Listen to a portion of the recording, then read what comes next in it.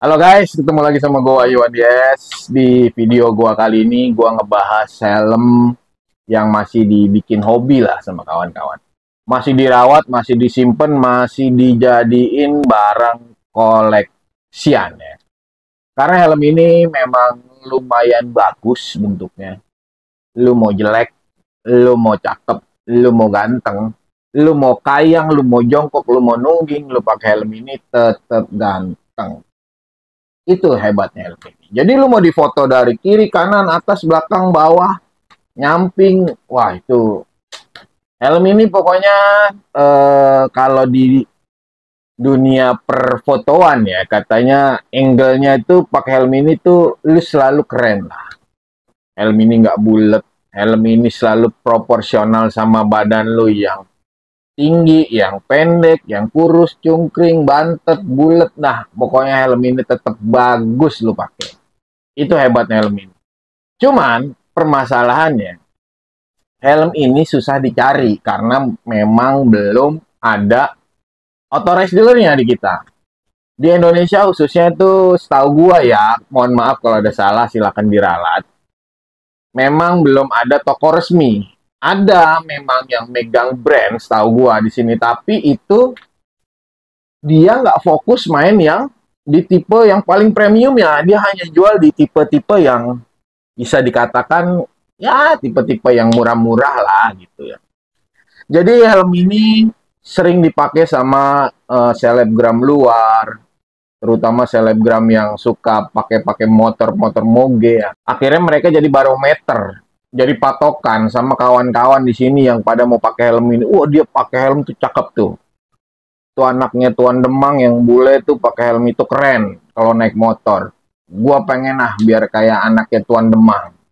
Helm ini akhirnya dibeli sama sultan-sultan baru yang sudah sangat-sangat terpikat sama bentuknya helm ini. Apalagi dia suka ngeliat Instagram yang suka wah, seneng lah pokoknya sama helm ini. Gimana caranya gue mau yang helm itu, yang motifnya si pembalap ini, mau yang warna kacanya begini, yang mau warna ventilasinya begini, yang spoilernya pokoknya begitu. Waduh, dicari sama dia, mau harganya berapapun, akhirnya diuber.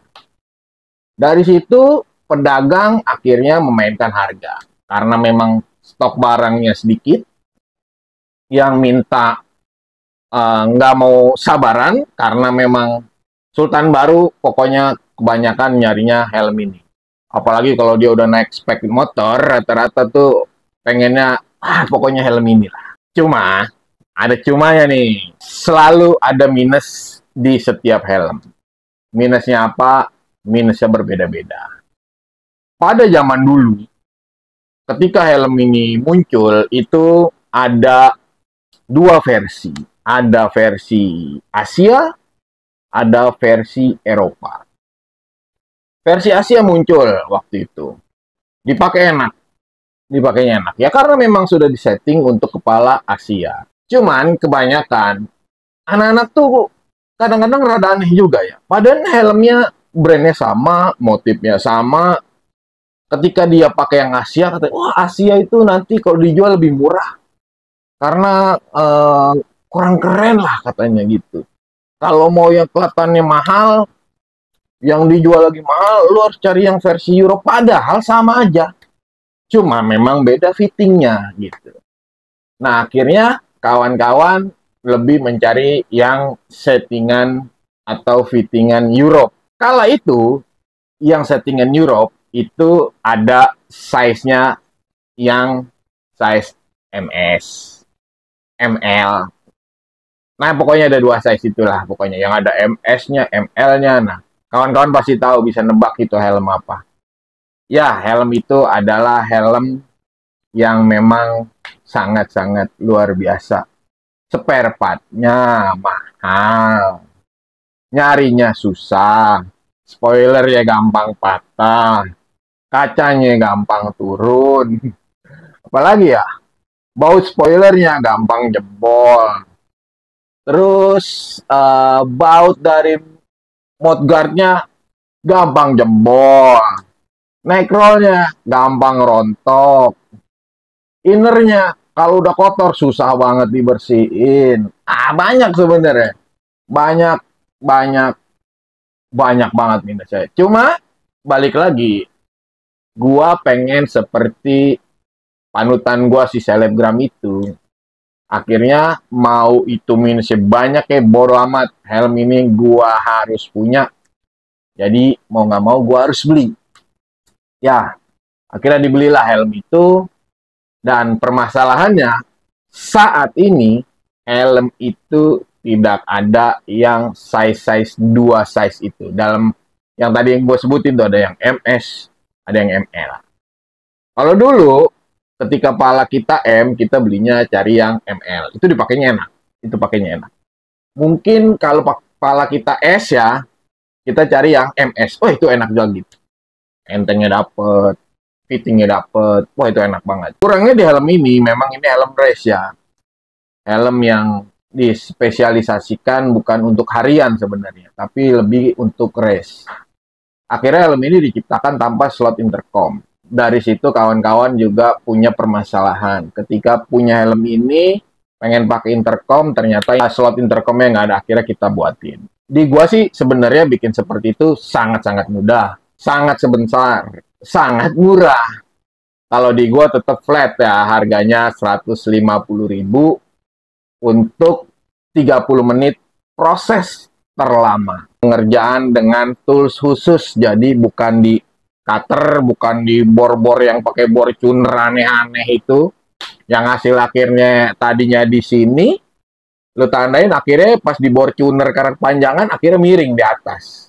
Suaranya jadi nggak center.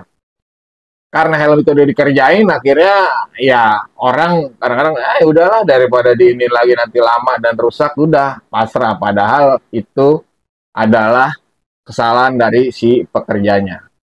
Di situ sangat gua jauhi, sangat gua hindari. Maka dari itu gua di sini lebih menyarankan untuk pakai tools khusus. Toolsnya apa? Gua ada di sini. Dulu pernah gua buat videonya.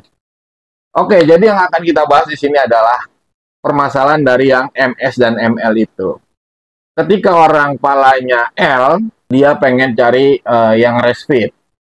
Tapi dia belinya XL, dia kegedean. Mau nggak mau dia pakai yang L tadi. Permasalahannya ketika dia pakai yang L, di atas kuping sini akan terasa sakit. Dari siapa? Banyak lah itu. Udah banyak gue kerjain ya. Semenjak helm ini muncul dengan size yang baku seperti S, M, L, XL. Dulu masih ada MS, ada ML. Jadi akhirnya nggak bisa nyeting lagi dengan rasa seperti yang lama, mau nggak mau harus bermain di resize IPS. Kalau nggak di resize IPS, kenapa bang? Pasti akan sakit di sini. Tapi berbeda-beda ya. Karena setiap bentuk pala orang beda-beda. Cuma kebanyakan saat ini, keluhan yang pakai helm ini rata-rata sama. Kalau nggak sakit di sini, sakit ketika pakai intercom belum ada slotnya. Kalau belum ada slotnya mah gampang dah itu mas. Cuman yang rada-rada sulit itu adalah fitting IPS. Karena fitting IPS itu nggak sembarangan kita ngerjain ya. Contoh kemarin belum lama ada yang baru masuk yang ngerjain di tempat lain, di tempat ya kita katakan tempat repairan lah ya. Tahu namanya udah bagus, udah cakep gitu. Ada di pinggiran Jakarta juga. Yang lihat iklannya kayaknya menjanjikan, akhirnya dibawa ke sana. Ya, menurut si pekerjanya yang mengerjakan itu, udah ini mah cuma dibabat sini, pasti akan enak. Tapi dia lupa, dia nggak melihat bentuk kontur dari kepala yang punya atau si pemakai. Harusnya ketika mengerjakan itu, tanya dulu keluhannya ada di mana. Dan mohon maaf, kalau gua pribadi ya, gua akan menatap orangnya itu bukan karena cinta, bukan karena seneng, bukan karena terpukau, bukan karena gua ini yang aneh-aneh sama dia. Tapi gua memperhatikan bentuk kepalanya. Gua imajinasikan nanti untuk mengerjakan ini. Akhirnya setelah dapet imajinasi gua tentang bentuk kepalanya dia seperti itu, kita kerjakan, kita eksekusi. Hasilnya pasti alhamdulillah sampai saat ini sudah tak terhitung helm yang sudah gue kerjakan untuk pekerjaan itu, hasilnya mantap. Nih, jadi yang dihilangkan adalah bagian ini nih. Nih, bagian ini. Ini kan ada lekukan nih. Ini ada lekukan. Ya, memang secara gampang sih mungkin udah ini hilangin aja, ini pasti penyebabnya. Bukan belum tentu karena kan kita harus ngeliat dulu bentuk kepalanya. Kalau bentuk kepalanya dia lonjong, ya mungkin ini doang lu kerjakan, rasa sakitnya akan hilang. Tapi kalau kepalanya dia rada kotak, lu mau nggak mau lu harus ngebentuk lekukan sini nih, dan ngebentuknya bukan di sini doang, tapi mulai dari bawah, dari sini sampai ke atas. Ini yang lu harus sesuaikan banget. Nah, kebetulan di helm ini yang punya bentuknya kepalanya rada kotak ya. Jadi akan kita sesuaikan. Nah, bisa dilihat nih dari sini. Nih, oh sorry ya. Nah, ini kan masih ada lekukan nih. Ini masih ada lekukan. Yang di sini sudah hilang nih. Ini udah rata nih. Udah flow-nya udah membulat ya. Flow-nya udah membulat. Kalau yang ini kan flow-nya masih ada tekukan nih di sini. Nah, ini masih ada tekukan nih. Nah, kalau yang ini bisa dilihat. Nah, tuh sudah nggak ada ya. Nah, ini udah nggak ada nih. Udah polos. Beda sama yang tadi. Ini masih ada lekukan. Tapi kalau lu mau, nanti lu konsultasikan aja. Nomor gua ada di sini. Nanti kita bisa ketemuan, kita bisa setting. Jadi lebih baik gue menjelaskannya dari jauh aja biar kawan-kawan rada-rada penasaran sedikit nanti yang dikerjakan apa aja. Karena memang di sini masih awet tuh. Nah, di sini masih original ya, tuh original semua. Belum ada yang dibabat, belum ada yang dipres. Jadi memang ini penuh perhitungan ya, karena perhitungan gua itu kepala dia nggak nyampe ke atas untuk keluhan sakitnya. Lalu tetap nggak ada yang dikikir, nggak ada yang di cutter, nggak ada yang pokoknya di aneh-aneh bentuknya kayak yang kemarin lah ya gitu ya. Yang lain yang kemarin itu bukan gua yang ngerjain, maksudnya orang lain yang ngerjain, akhirnya rontok juga. Mau nggak mau dirapin di sini-sini juga. Nah, ini yang hasilnya yang belum dikerjakan. Nih. Nah, ini belum dikerjakan ya. Tuh masih ada tekukan ini nih. Nah, ini masih ada tekukan ini. Dan ini yang sudah dikerjakan. Itu udah polos. Ini namanya nge-fitting EPS untuk